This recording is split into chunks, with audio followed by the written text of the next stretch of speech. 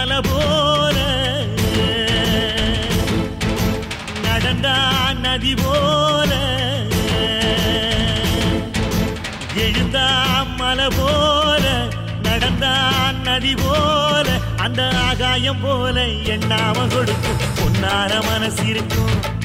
என்று மூடாத கோவில் முன்வாச கதவு எப்போது திறந்திருக்கும் அந்த வெட்டருவாம் மீசைக்குத்தான் எட்டூரும் பணிஞ்சிருக்கும் அவர் தொட்டு தந்த நெல்லுமணி முப்போக விளைஞ்சிருக்கும்